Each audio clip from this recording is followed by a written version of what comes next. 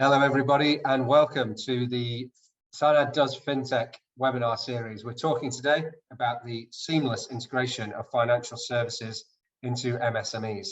It's a topic that's extremely important to SANAD and it's extremely important to the region.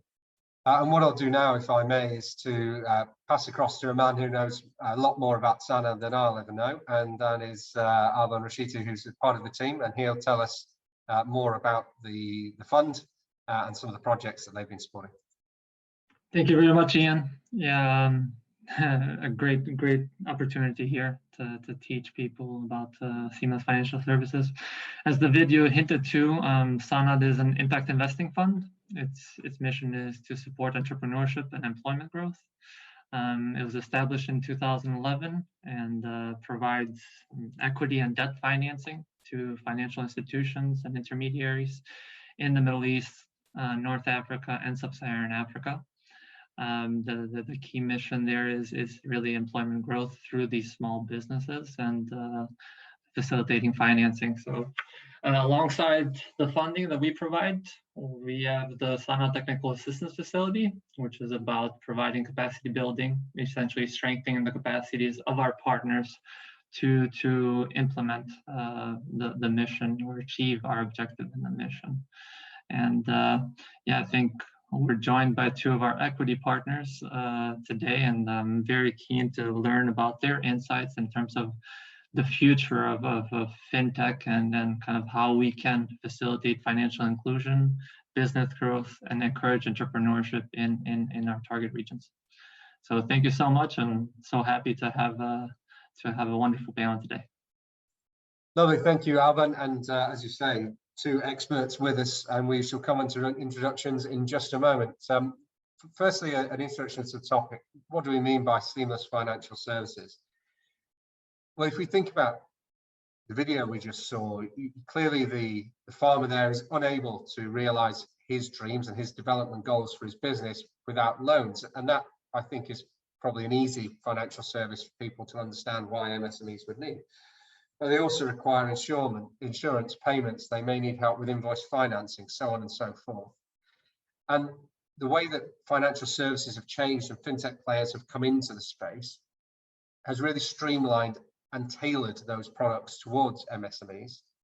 And I know one of the topics that we'll talk about this evening with our two fantastic panelists is the role that data plays in actually really understanding a business, nuts and bolts, and therefore being able to select the right financial services product for your organization relatively quickly so that you can go on as an MSME owner and an operator with your business, with getting on with what it is that you do best, whether that's in the farming space, textiles, technology, whatever else it might be.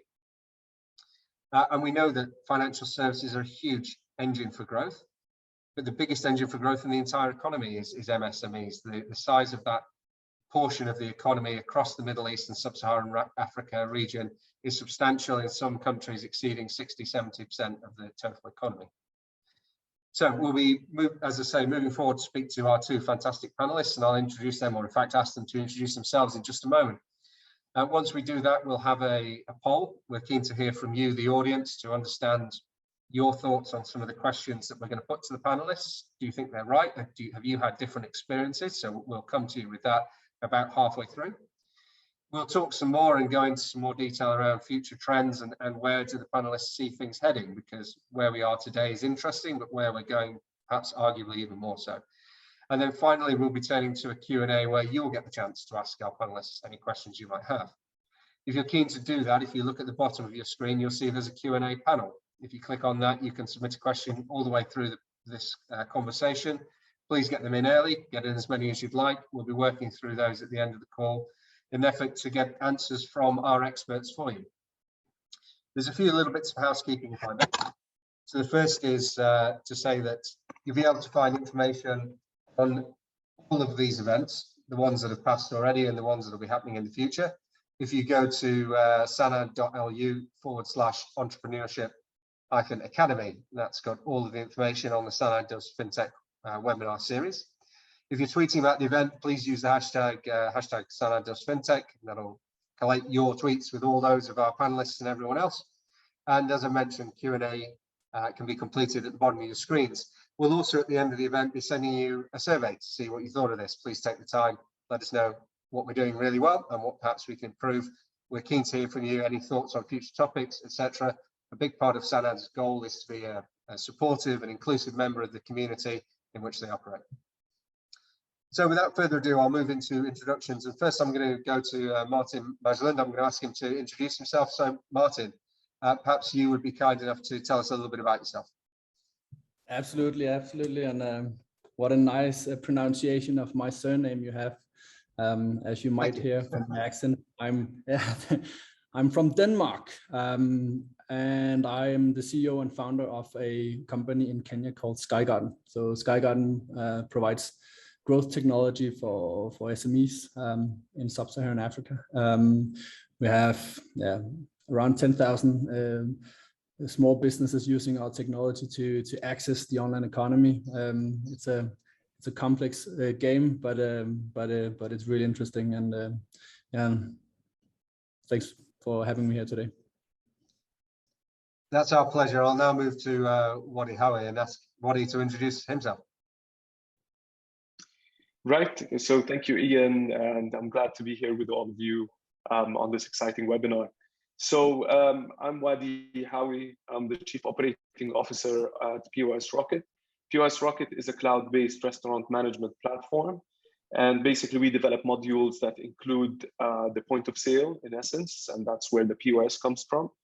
And then we have modules that enable like sales tracking, inventory management, and also an API that allows us to integrate with as many partners as possible to provide financial services and automation and automation solutions for MSMEs. We started our business in 2016, and we've expanded. We're headquartered in Jordan, and we expanded to markets like Egypt, Kuwait, and now in Saudi. We've also managed to acquire customers in other regions in the MENA and the GCC, and we're currently serving over 3,000 merchant locations. Excited to speak to you all in this webinar, and excited to answer any questions. Lovely, that's really kind. Thank you both. So what we'll do is we'll move on to the early part of this discussion then. And as I said in the introduction, what I'm keen to really allow us, the three of us, to do is to give the audience an idea of what do we mean by seamless financial services. Before we get into that, my first question is, why are financial services important to MSMEs? Because, of course, historically, businesses have existed for thousands of years, many of them on the basis of cash payment or barter, both of which are still, exist in the regions that we're talking about, MENA and sub-Saharan Africa. So I'll go to you, if I may, first, Martin, and say, what is it that's so important about financial services for MSMEs? And is there any difference between what we see today and perhaps what we saw 20 years ago? Yeah, absolutely. I think it's important just to take a step back. And again, depending on what the audience on this call, where they come from, at least for me as a European coming to sub-Saharan Africa, I had to really just clean the slate completely and rethink how things work, right? So I come from an area where we've had banking institutions for 400 or 500 years, right? So we've got this infrastructure of a financial sector that supports everyone from the individual to the large companies, because there is a relationship, and there's been a relationship for so long. When I came in 2016 to Kenya, I saw absolutely no banks as part of the infrastructure. I saw the telcos being the financial institutions, right? Yeah. So mobile money is massive in the region here. M-Pesa has been around since 2007. In Denmark, the biggest Danish bank launched the first mobile payment in 2012, so 5 years later. So, but still, so you have the digital currencies, but you don't have a relationship with the financial institution other from your phone number, right? And this is what's really interesting, that before M-Pesa came along, there wasn't really any access to capital for the individuals and the small businesses. And looking now with a digital economy, that is so different. you see a lot of new opportunities arising, and I think that's at least what we're tapping into with the technology place that we're working with right now. Yeah, and Wadi, if I can come to you, Martin talks about opportunity there, and I think that is the key word in many ways. What opportunities are you able to provide your customers by using financial services? Absolutely. So for us as a point of sale solution, I would say, as we started the company, basically we were on the cloud. We were the first ones to come in within the region and say, okay, we want to transition your on-premise solution to a cloud solution. And the idea with that basically allowed us to further expand on the point of sale and allow us to enable financial services for those, for the MSMEs. And the opportunity that we saw at the time is that we had multiple financial services that are completely segregated, and there's no way to bring in all those financial services to one place. So we thought, okay, we want to look at merchants to start with, right? And we wanted to get into the core technology that any merchant uses to drive their business. And that's where we came into the realization that we wanted to enter that using the point of sale. And then instead of having that as an on-premise decentralized solution, we want to open the doors for that, basically to integrate financial solutions directly onto it. And this is why we became an enabler, and that's the opportunity that we saw at the time. We've continued to build on that, and we've provided like all sorts of technology APIs, and we've developed partnerships with a lot of financial services to be able to materialize that opportunity and bring it closer to MSMEs.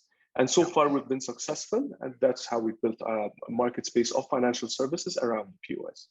For sure. And when you talk about opportunity there, Wadi, are you talking about an opportunity for revenue growth, for cost saving, for enhanced business stability, or the avoidance of risk? Which are the kind of key opportunities that you see financial services? All three. Right. Right. All three. So I'm just going to give you an idea about that. So if we talk about like cost savings and things like that, inventory management is one of the key modules that I'm going to talk about merchants in general, right? Not only restaurants. But inventory management is one of the things that is disregarded by a lot of merchants. It's a highly transactional kind of operation. So if you have your inventory, you want to make sure that whatever you're getting is basically going into your inventory, that's being tracked, and then whatever is being sold is also tracked. So this is very important in terms of ensuring that with the goods that you have and you want to drive revenue out of them, you have total control over them. And having that transactional, highly transactional procedure to manage book-ins, book-outs, waste, and that kind of thing on a pen and paper is a nightmare. It's not an easy thing to do. This is why a lot of merchants, they focus on their top line and on basically on their revenue, on their sales, more than they focus on inventory. So if you provide those merchants with an easy to manage inventory system, then the first thing you'll be helping them minimize basically their costs, calculate the cost of goods, and be able to put the right margins on top of that to be able to make sure that they're profitable on their sales. One of the things that we've seen is that a lot of people selling like high volumes think they're making money. However, when they look at their bottom line, then it's not the case. And this is where inventory management comes in. Perfect. Thank you, Wadi. That's fantastic. Martin, as we've talked about, your customer base is less so restaurants and more on the retail side. Exactly. Do you see similar challenges, similar opportunities within the community that you're servicing? So I definitely do, but I think so. What we identified as the biggest pain for the smaller guys when we came here around was cash flow. So access to quality stock and cash flow. So a lot of the sellers in the market here, they empty a few suitcases. They go to Dubai, or go to Egypt, go to China, and they fill up the suitcases again. And they have to sell, and they can't fill up the suitcases again before they've sold something, right?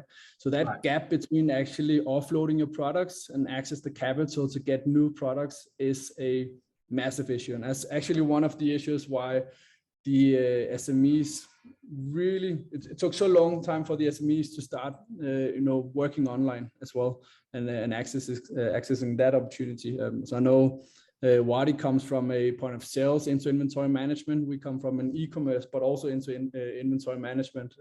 So we work with the same issues, but I think so controlling your business, and also so sometimes you don't want to have it too controlled. I don't know how you see that in Egypt, but I know the Kenyan Revenue Authority sometimes wants to access these kind of ledgers. So not all of the merchants want full visibility. But controlling your business is definitely one. But I think cash flow, and then the final part, access to quality stock at quality prices, are the biggest issues for the merchants in the market I operate in. Yeah, and we obviously think of technology is almost a one-way street. It makes things easier for the end client. Therefore, why would they not want that? But you talked there about one of the challenges, Martin, which is regulation and exposure to regulation if all of your data is readily available. Are there other challenges or things that you see your potential clients push back on and say, actually, I'd rather do this, cash in hand? If I was to think of the United Kingdom, for example, you would think, I'm sure unfairly, but of some trades like builders, plumbers would always offer a cash in hand discount historically in those marketplaces, and there was an unspoken understanding that was because it allowed them to keep some of that revenue off the books for the taxman. Do you see similar things in your clients? I'm obviously not asking you to name names or get anyone in trouble then.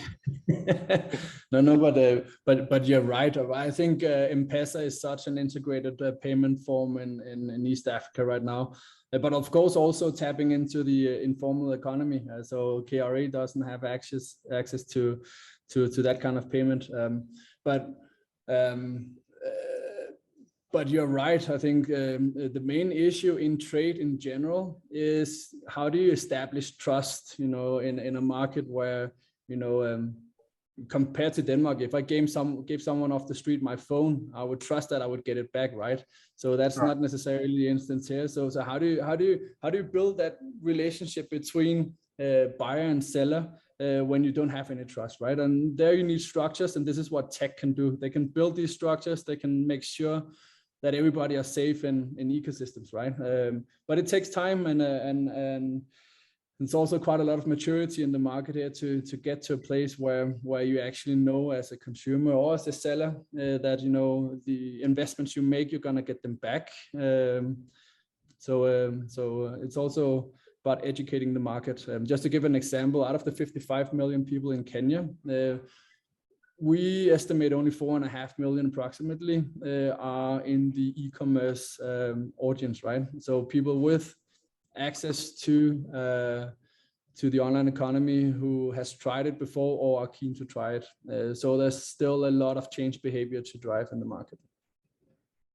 Understood. And Wadi, obviously, as I understand it, POS Rocket's not a major player in the Kenyan market at the moment, although I'm sure you guys will be there in no time at all. But one of the things that fascinates me about your organization is you operate in what I would consider kind of radically different markets in terms of GDP per head, so on and so forth. Absolutely. Do you see uniform challenges and opportunities, or are the challenges and opportunities in Egypt and Kuwait, for example, very different? Well, there are definitely some differences, but there's also a lot of commonality, right? And to be honest, we focus at the core of the business, we focus on the commonalities. How can we deliver this customer experience that's common to every single market that we go into? And also, we're a cloud-based technology. So at the end of the day, we are centralized in some way. So we try to develop the business around that to be able to cater for those markets. Now, on top of that core layer that is centralized and similar, we've developed like local experiences for every market to cater for the differences between them.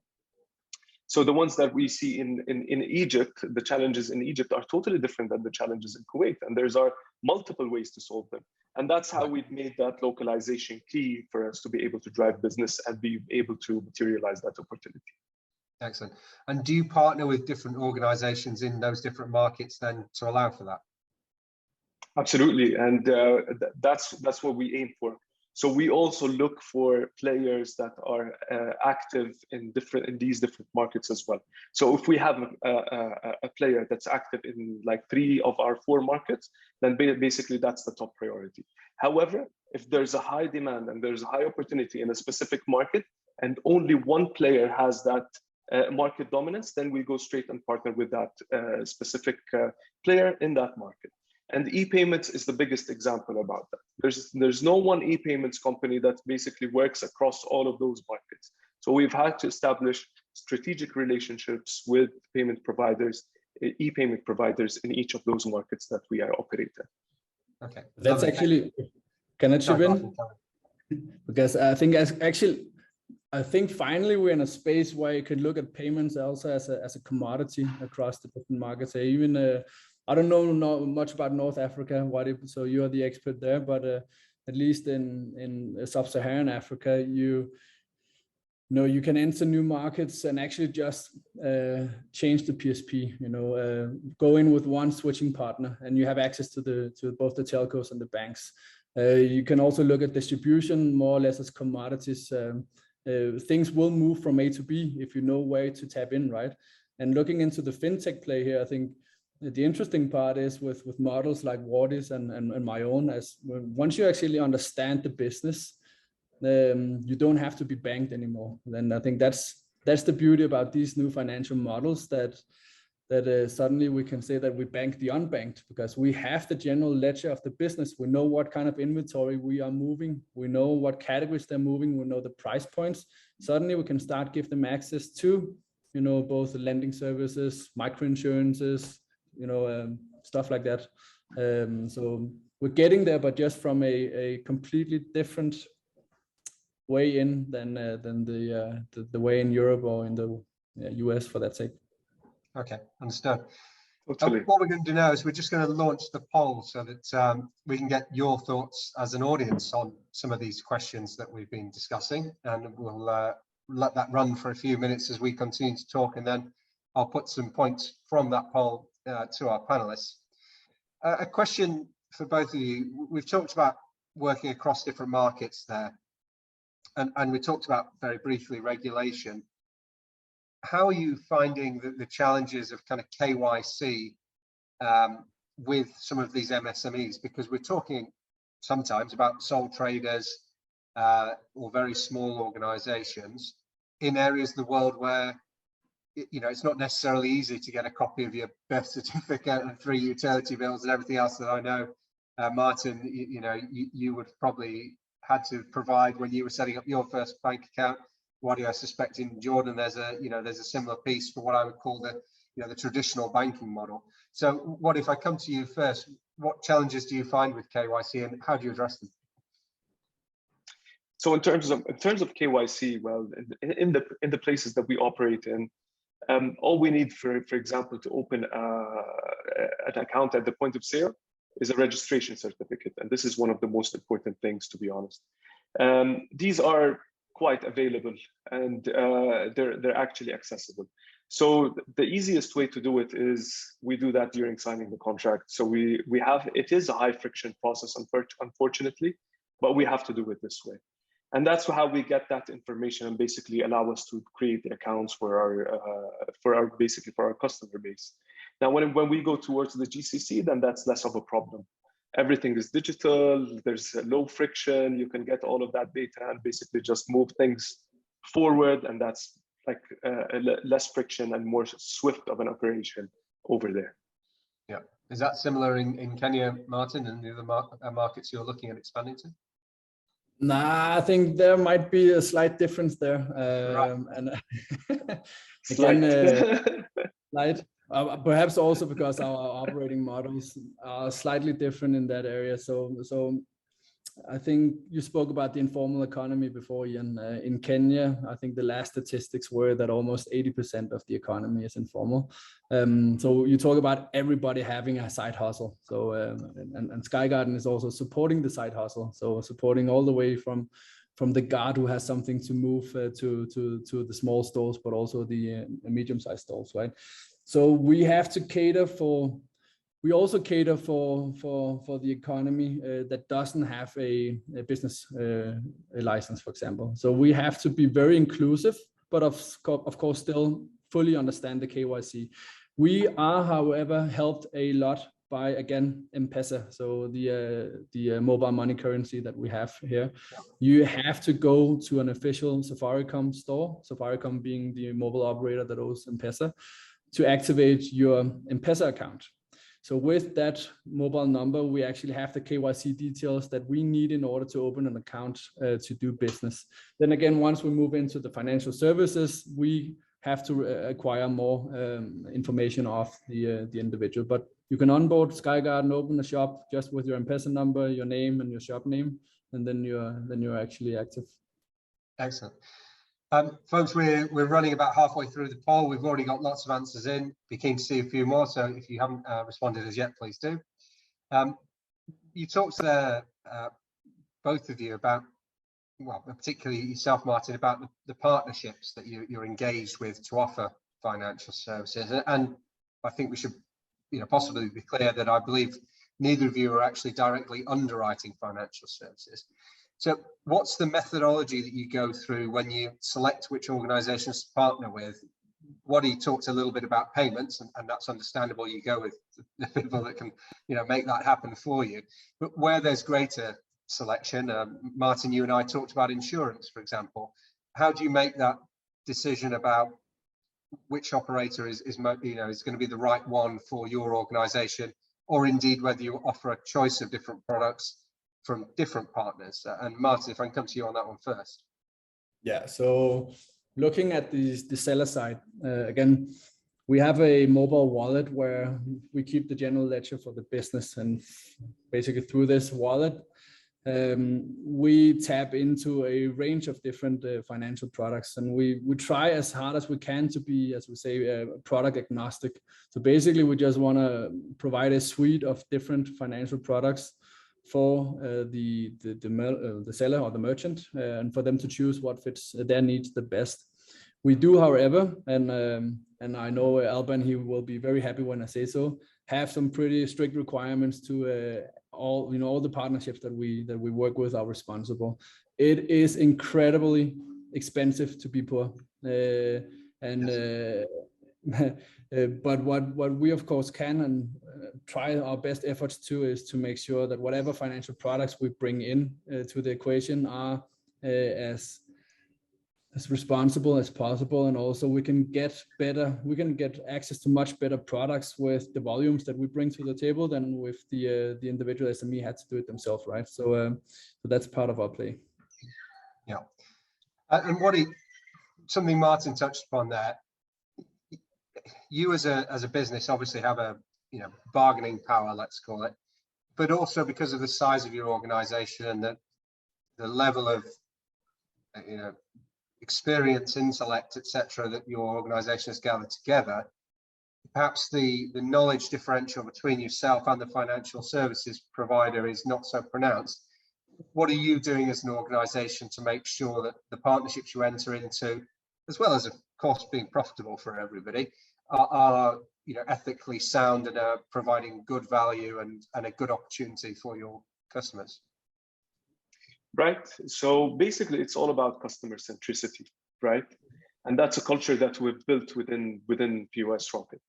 So that having a deep understanding of the customer and their needs allows us basically to channel that voice of the customer direct to our partners. And that's the first step. The second step is us doing our homework and making sure that we position a win-win situation for this partnership between us and the partners. And that's how we do it. That's how we bridge that gap between what's actually happening in the market and between those financial institutions, and basically show them materialistically how does that work on ground, and basically making sure that their services are actually, they end up being used by our customers, because there's no point developing partnerships that basically are not utilizable or adoptable. Yes, a waste of everyone's time, as you say. We've had some poll results back, gents. Interesting across the board, but one in particular that I was taken by is we asked our audience which of a list of financial services they thought might be most important to MSMEs. And what I would consider some of the more obvious ones came out on top, lending and payments, which I'm sure both of you will be very familiar with. But something that came out nobody at all had selected was insurance. And we know that the region as a whole has one of the lowest insurance penetration rates in the world. Martin, you and I discussed this briefly, so perhaps I can start with you. But are you offering insurance products? What do you see as the value proposition for MSMEs, particularly for kind of sole traders, where they may see the business almost as more of an extension of themselves than it is a company, if you like? It's just, as you said, their side hustle. It's what they do in their spare time. No, it's more than it's for most of these guys, it's their entire life, right? So if something goes wrong with their stock, you know, if they have a burn or they have, if there's a flooding or something like that, you know, they'll never be able to pay off the debt that they have in their stock.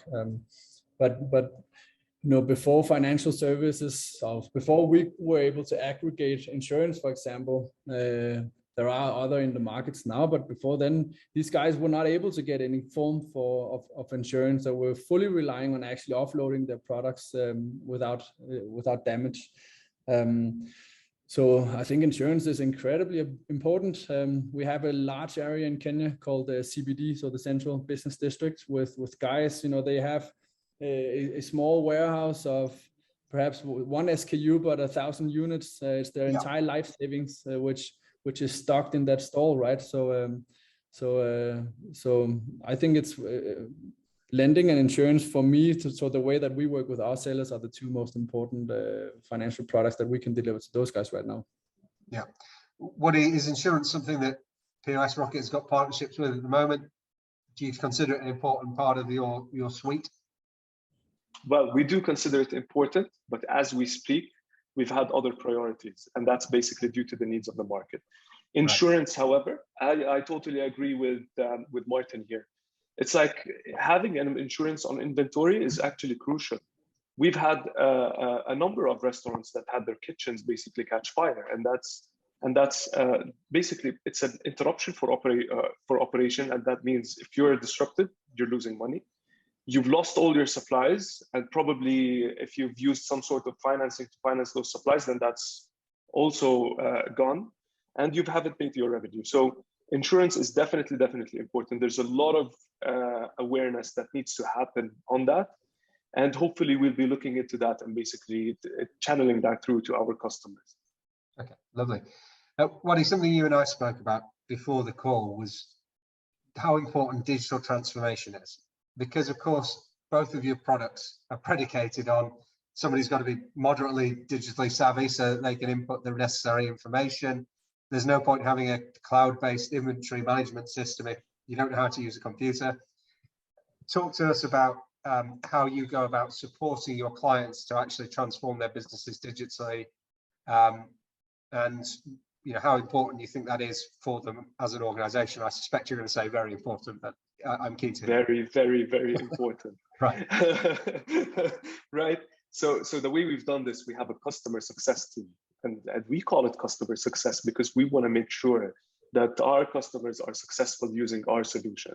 I know there's a lot of definitions for customer success, but I'm just going to go into a little bit more detail about it. So the first thing is basically to make sure that we make our potential customers understand the need for having a point of sale. The point of sale is actually digital, and it's all about the digital transformation. So we position that value at the beginning during the sale, and we make them sure they understand that this is going to basically contribute to the growth of their business and to their access to other financial services. And after post-sales, our role starts during the onboarding stage. And that's where we actually hold them by the hand. And we make sure that we eliminate as much of the barriers to entry as possible and make sure that it's easy for them to adopt the solution. So we help them in building their catalogs, their menus, and they're bringing in all those goods to the POS. And we make sure that they start charging the first transaction. Once that happens, the ball gets on rolling. And this is where we come in with customer success, being proactive, understanding what features they've utilized versus what they haven't utilized, and we know what important features they need to drive their business. And this is where we start proactively engaging with them to be able to help them utilize and make the best use of our product. And inevitably, that's going to drive the growth of their business. So that's how we do it. We have a dedicated team for that. And I suppose for both of you, if a customer fails, to a large extent, you fail because your business model is predicated on them continuing and continuing to do business with you.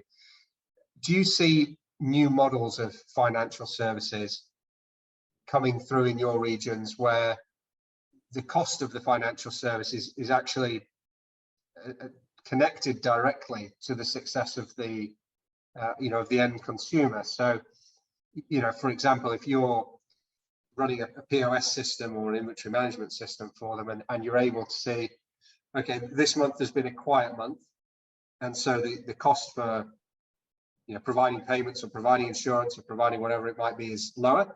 But actually, when you're having a successful month, we take a very small percentage of each of those sales to make up the difference, because Martin, you highlighted cash flow, the number one reason small businesses fail, which is I think pretty much globally true.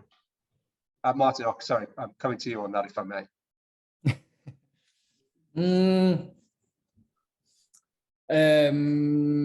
I don't know if I'm actually answering your question by taking the route that I'm taking now, but one of the ways we actually make it easier for the merchants also to pay back. So keeping the transaction in our ecosystem is actually also a pay-as-you-go kind of model. So yes, it becomes more expensive for the sellers, but they don't have these weekly or bi-weekly terms. They pay off their loans upon sale, right? As of to Sky Garden, the partnerships that we have, we actually, there are places that are more expensive than others. To give an example, right now, the banks are investing heavily to get card transactions flowing. I think 85 to 90% of all transactions are mobile based. So now the banks are coming in, but the bank transaction costs are so much higher than the mobile money cost, right? So there's not really any incentive for any player to go the banking route either. So that's of course always the cost benefit play as a tech platform, which PSP you empower. So I think that's two different answers. I don't know if I actually answered your question. I think it did. You were certainly close enough. We talked about just a moment ago KYC, and KYC obviously is a regulatory requirement, but from a profitability requirement, and obviously you both run private businesses, you exist in the end to make a return. How do you go about assessing some of these small MSMEs who perhaps won't have a very detailed credit history with a credit bureau somewhere? What tools do you use? Do you find them to be effective? Is that something that you're looking to improve? And if so, what can other players in the market, such as banks, do to help you do that? Wadi, I'll go to you if I may. Just use POS Rocket, right? So we helped build that, right? Right. So basically, because we have the sales data and we have everything that goes into it, we also have the inventory data. So any merchant that does not have a history can leverage our solution to start building their history inside the POS. And having that real-time visibility on what's actually happening gives financial providers more of a visibility to be able to assess the risk and also see how the risk is being changed or how the risk changes across times. So for example, if they're lending someone money today, they can keep an eye on their sales and see if they're going up or down, and basically to be able to reassess that risk and to assess whether they want to give them more services or to be able to limit some of those services in order not to put the merchant nor the financial solution provider in any embarrassing situation, basically. Understood. Is that something you see in Kenya as well, Martin? Yeah, it's absolutely the same. And also I think the business model that we have, and it sounds like it's kind of the same as Wadi's business model. We're not the underwriter, right? So we have the sales data. We provide anonymized data to our partners. So it's our partners who's doing basically they run with the risk, and then we have a profit share on whatever revenue they make of that. So we're the specialist in e-commerce and in building growth capabilities to SMEs. We're not specialists in lending or in insurance for that matter, but we have the data, and then again, based on that data, our partners can segment or target specific audiences within our seller segment and provide different products. Fantastic. Wadi, well, I'll ask this question to both of you, but I'll start with Wadi if I may. What are the regional and cultural factors you think that impact your market that make it different from Martin's market? And then I'll come to Martin for his kind of response. Well, cash, I would say, like in Kenya, I think M-Pesa has solved a lot of those challenges. In our markets, cash, like in Egypt, I would say Egypt, Jordan, cash is still one of the biggest challenges that we face. And your solution allows for cash payments, I should make clear. Yes, it does allow for cash payments, and also we try to bring in those e-payments to be able to substitute cash with as much e-payments as possible due to multiple advantages of having the e-channels. For sure, and that's another financial service that you're trying to provide and support your customers to access. Martin, exactly. What about from your side? Are there challenges you think exist in Kenya that perhaps wouldn't be the case in the MENA region? Because I'm definitely helped a lot by M-Pesa. I couldn't imagine how we should handle cash unless we should deploy 200,000 agents around the country where you could have people topping up your wallet with a bund of cash. I think we're substantially different still. The interesting part here is also our infrastructure and how we move things around. So, you know, in Kenya, people don't have an address. I don't know in Egypt if you guys have like a European addressing system, but here people, they, you know, you live in gated communities. The estates have a name, but there's no addressing to that estates, right? So that's in the urban areas. Once you go rural, then you might live, you know, 3 roads opposite the women's hospital, something like that. That could be an address, right? So how do you solve those kind of problems? And I actually think that's been the main challenge for us, you know, having to solve fundamental infrastructural problems within both logistics and payments, and then trust as the third one. In a market, I think so. Of course, we can all talk about the opportunity when you're on the path of growth, but I think the pain for tech companies when you start out early, as we did, is that you have to build those pillars yourself from scratch, which is heavy.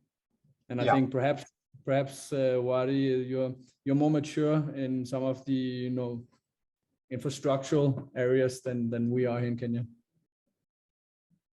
I would say the same for GCC, for example. Jordan is moving. GCC is quite mature.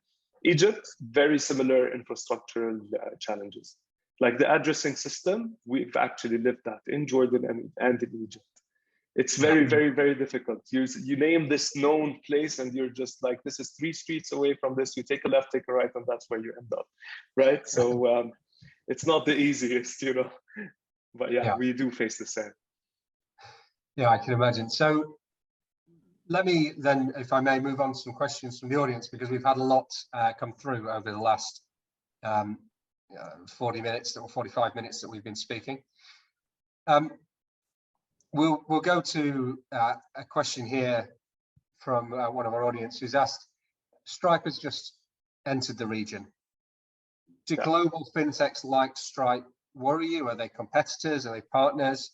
And do you think they'll be able to serve smaller markets without a local presence in those markets? Yeah, so I can give a jab on that one, and then let's see if Wadi, if you have something on that as well. So I think it's very interesting finally that so Stripe, I think they purchased Paystack for around $200 million last year, and to me, that is a sign of some kind of consolidation in the payment space on the continent. It's been a massive race locally. You know, I think so many different fintech plays offered in Kenya alone. I don't know, 100, 200 different fintech plays that you can go out and get, right? And I think the market needs this kind of consolidation. So both for the SMEs to grow their own businesses as well, instead of having, you know, ecosystems help them along. But also once we start talking about cross-border trade, I think, and there are a lot of challenges in that as well. But once we have a consolidated payment system network, I think you'll see an exponential growth on the continent in general. Yeah. What do you agree? Yeah, I think I agree with you. And that type of consolidation is actually healthy. And having that global player coming into the region is definitely a threat to the smaller ones. Yet the smaller ones have the edge of localization. And I think that's going to be a challenge for Stripe as well. And this is why they started with the UAE. It's like the most cosmopolitan. I think there's a lot of cultural diversity over there. And it's exciting to see how Stripe is going to act when they're moving towards our part of the other markets like Jordan, Saudi, I would say, Kuwait, or even Egypt. That's going to be interesting to see. Yeah. Yeah, I guess it's the exact same reason why, you know, Amazon, they bought Souk in Egypt, right? Souk. Yeah. But that's the only move of, you know, on the continent they've done still. And as I imagine it's exactly as Wadi says here, it's because of them recognizing that the localization aspect of the model is so different from what their own model looks like, and that's the opportunity for these players like Skygarden. And do those big names coming onto the region excite you or worry you in one word? Martin, we'll go with you first. I'm excited. I'm also, of course, anxious. I'm not worried, but I'm really excited about the movement. I think everybody knows that Africa is the last growth potential continent, so to say. So there will be something happening, but I think there are some main consolidations that has to happen first. I think the entrance of Stripe is, you know, the payment space is now starting to get some kind of consolidation. We start seeing a lot of investment into the logistics areas. So you get basic infrastructure right as well. And once you get those pieces together, then I think some of the big players will start to move heavily as well. Yeah. What is the same for you? Are you worried? Are you excited? Are you equal measure? Super excited. Not worried a bit, to be honest. It's like the big players coming in, bring in a lot of know-how, and that's the good thing. They also bring in a lot of the, they've solved a lot of these issues that we currently have. And for us being the local players, I think the only thing that makes sense is not to compete with them. It's just to partner up with them some way or another, and basically to be able to act as a gateway to the market for them.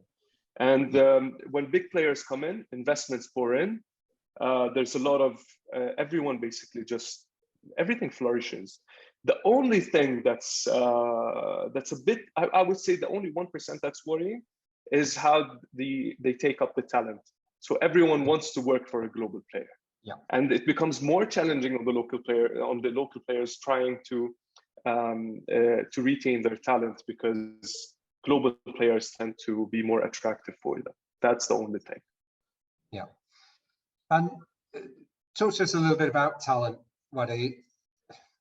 We always hear, human capital, most important resource that any organization has. As you say, we know you're both working in slightly different parts of the region. How do you get hold of that talent? And more importantly, how do you hold on to it as an organization? Well, it's a bunch of things, but it's the most important is culture. So if we develop that culture within the company that basically allows people to have to enjoy their job while they're doing it, to be able to develop career paths for them to make sure that they're actually growing. The idea of us operating in multiple markets and the exposure that they get and also the salary and the compensation. So basically, this is how we try to do it and retain our talent. But it's all revolves around the company culture. It's a huge topic, but it's one of the most underrated topics for the success of any organization. Culture should come first, not last. Agreed, very much agreed. How about you, Martin? Is that in line with your thinking as well? It is. However, you know, people in Kenya also have families to support, and you know, money does talk as well. Yeah. So I'm proud of our culture, but we've also had to say goodbye to great talent because of some of the international players coming and poking them, right? I think we've chosen to see it slightly different and just accepting that, you know, that sometimes you just can't compete, and then it's actually just a cadeau that we're in a position where we've been able to nurse some talent that actually gets an opportunity to move on as well. But hey, tech is a global resource. You know, it's a common misunderstanding that just because you have a tech company in Kenya, then it's cheap compared to anywhere else in the world. It's you know, our tech people are as talented, but also almost as expensive as anywhere else in the world as well. So we have to treat them right. We need the right culture. We need to pay them right, but also accept that we can't keep them all on board. Yeah, for sure. There's another question here coming in from the audience. So what are the best pricing models in the view of the experts to attract small and medium-sized enterprises to your solutions? Is it subscription? Is it transaction fees? Is it about a freemium model? Martin, I'll come to you for a minute. That's an interesting one. At least in our area here, no one wants to pay for anything, basically, right? So you really have to show value. And we both have the transaction model, but we also have a subscription model. At the end of the day, I think it's about pure math. So our model, you can actually limit or you can lower your transaction cost by subscribing. And our sellers, they can easily do the math themselves to figure out when it actually makes sense to jump from the freemium at a high transaction cost into a paid model with lower transaction cost. However, I'm still surprised how many who chooses to be on the freemium model with high transaction costs. You know, yeah, if I would, a big chunk of our sellers would perhaps have done better, you know, doing the math one more time. I agree. Yeah, well, sadly, we can never do it for them. What is that chime with you? Is that what you find as well in your family? Same thing. And the challenge that we had with transaction costs at the beginning is that they don't want any partners. They're like, do you want to partner up with me? So I'm making $100. You want to make a portion of that? And they felt that this is actually offensive. So we thought, okay, right, we'll stick with the subscription model. And the only thing, we're still surprised that a lot of people want to pay a one-time payment, even if it's a higher value. So instead of paying like $500 a year, they still prefer to pay $1,500 once and not pay any subscription or transaction fees. And that's one of the challenges that we solved. And now there's a lot of education that we had to do, and we've had to basically convince them that we're providing free updates to the service. So in 3 years' time, if you pay $1,500 today, in 3 years' time, you need to pay those $1,500 again for a new system to remain up to date with the market. And that's how we finish. So in my opinion, OpEx is key instead of CapEx. OpEx is a great place to start. And with transaction models, I think the best thing is to take a portion of the transaction. That's one of the best approaches, but it needs to plateau at a certain stage. For example, if a company grows 10x, they don't want their cost to grow at the same ratio. Yeah. So it needs to plateau at one side, and probably that's where a subscription or a kind of a reducing transactional cost model would be best. Fantastic. Well, thank you both so much. We've come to, oh, sorry, Martin, carry on. we'll No, get just if, your not last if you're thoughts. closing down. No, I was just saying, I think also the audience needs to understand that, you know, in Kenya, you can actually feel in the traffic at what point in the month you're in. I didn't believe it when I came. So, you know, so much traffic the first week and the last week of the month, because that's where people got paid. They don't afford, you know, gas in between, right? So it is very much, you know, from here to here. And that's also why as soon as you go into a subscription model, that's where you actually commit on longer term payments, right? And I think that's a mental blocker still for a lot of people. So if anyone out there are looking to go into these markets, then be cautious about that one at least. Understood. Well, thank you both so much. We've, as I say, come to the end of our hour, sadly. A reminder for everyone watching, you'll be able to see all of this content at sanad.lu on their Entrepreneurship Academy page. You can follow them on @sanad_MSME on Twitter to see updates, videos, and to understand when the next event's coming up. The next one will be in January. We're taking a break for the festive period. Thank you very much to our two fantastic panelists, to Wadi Hawi over at POS Rocket and to Martin Majlund over at Sky Garden. Thanks from me. My name's Ian Jenkins. I'm from Base 115 and I'm our FinTech lead. We're partners, as we've said, with SANAD. Thank you very much to them and to Finance in Motion for their support. We look forward to talking to you all in January, and until then, we wish you a happy new year.